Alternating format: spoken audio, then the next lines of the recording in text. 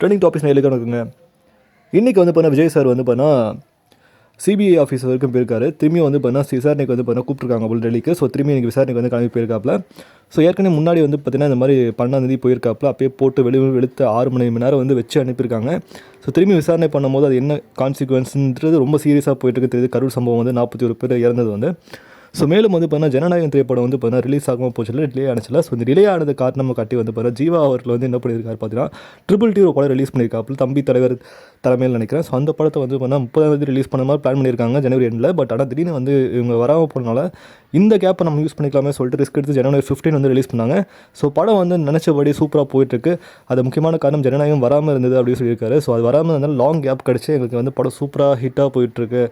அது வந்துச்சுன்னா எங்களால் போயிருக்காது அப்படின்ற மாதிரி அவர் ஷேர் பண்ணியிருக்காரு. ஸோ இதில் வந்து ஜீவா சார் படத்துக்கு இந்த மாதிரி நிறைய சின்ன சின்ன படங்கள் வளர்கிறதுக்கு முக்கியமான காரணம் வந்து விஜய் படம் வராமல் இருந்தது. பிகாஸ் பிளாக் டிக்கெட்டில் வந்து 1000 ரூபா 2000 ரூபா 3000 வரைக்கும் டிக்கெட் விற்பானுங்க.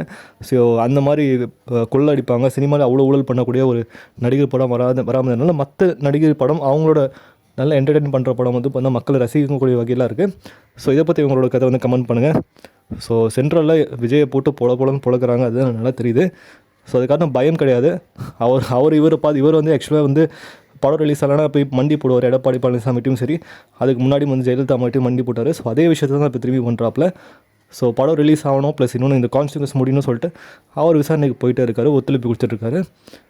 ஸோ எந்த சிபிஐட்ட போய் எந்த சென்ட்ரல் கவர்மெண்ட்டை போய் பாதுகாப்பு கேட்டாரோ, வைப்பிரிவு பாதுகாப்பு கேட்டாரோ, அதே சென்ட்ரல் கவர்மெண்ட்டை இன்றைக்கி வந்து மண்டி போகிற சீல் இருந்துச்சு. பிகாஸ் ரீசன் வந்து அகேன்ஸ்ட் பண்ணவே இல்லை, ஆனால் அகேன்ஸ்ட் பண்ணவும் வாய்ப்பு இல்லை. என்றைக்கும் அந்த பயம் இருக்கணும் அப்படின்றதுக்காக அவங்க வந்து ப்ரூவ் பண்ணிட்டுருக்காங்க சென்ட்ரல் கவர்மெண்ட் வந்து. ஸோ ஒரு நல்ல தலைமை வந்து எல்லாத்தையும் ஃபேஸ் பண்ணுவாங்க.